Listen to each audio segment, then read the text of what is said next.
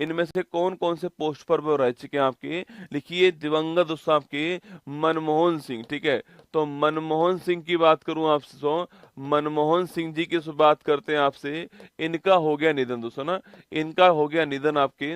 मनमोहन सिंह जो है इनका 92 वर्ष की आयु में क्या हो गया, निधन हो गया, आपको ध्यान रखना है, ठीक है। अगला पॉइंट दोस्तों आपकी, ये कौन कौन सी पोस्ट पर रह चुके हैं, तो दोस्तों आपकी ये एलपीजी जब भारत के अंदर आया था आपके, जिसको हम लिबरलाइजेशन, प्राइवेटाइजेशन और ग्लोबलाइजेशन कहते हैं दोस्तों हम आपके, जो हमारे नया आर्थिक सुधार आपके न्यू इकोनॉमी जो रिफॉर्म्स था ना, न्यू इकोनॉमी रिफॉर्म या नए आर्थिक सुधार जो है, नए आर्थिक सुधार जो भारत के अंदर आए थे, जिनको हम एनईपी बोलते हैं, न्यू इकोनॉमिक दोस्तों रिफॉर्म कहते हैं आपके, इन्हीं को दोस्तों हम एलपीजी के नाम से जानते हैं आपके दोस्तों। एलपीजी से पूछूं आपसे, लिबरलाइजेशन आपके, उदारीकरण, उदारीकरण दोस्तों आपके, प्राइवेटाइजेशन आपके, निजीकरण और वैश्वीकरण, ठीक है।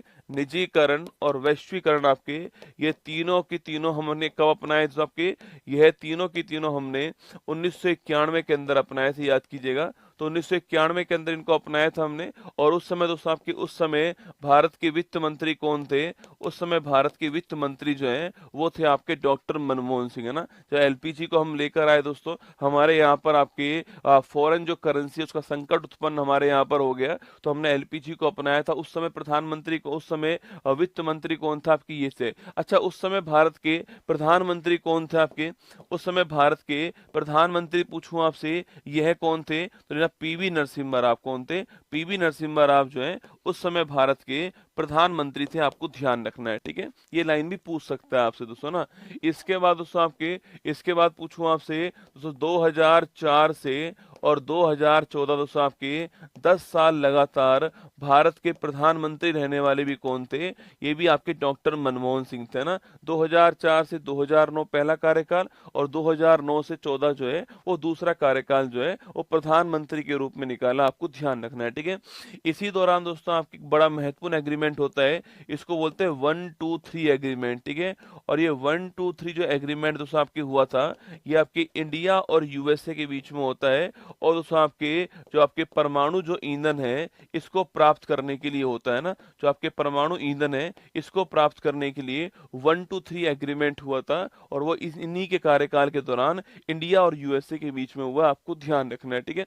इसके अलावा दोस्तों आपकी सो आरबीआई गवर्नर सुना, ये सो आरबीआई गवर्नर भी रह चुके हैं, ये भी आपको ध्यान रखना है दोस्तों ना।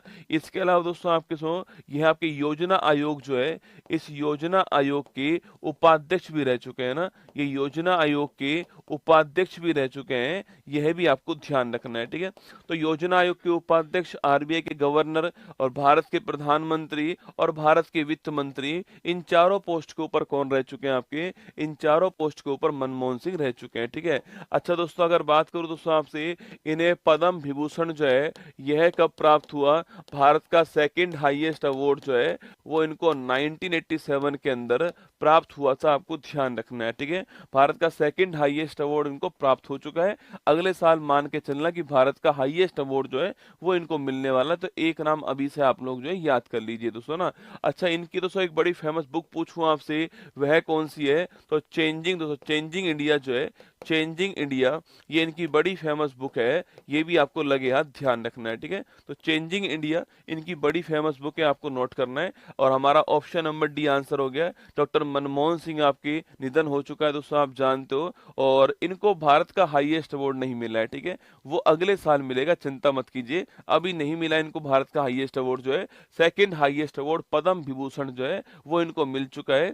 और फोटो आपके सामने मनमोहन सिंह जी की, 10 साल भारत के लगातार प्रधानमंत्री रहे, वित्त मंत्री रह चुके हैं, आरबीआई गवर्नर रह चुके हैं, योजना आयोग के आपके उपाध्यक्ष रह चुके हैं, ये भी आपको छापना दोस्तों।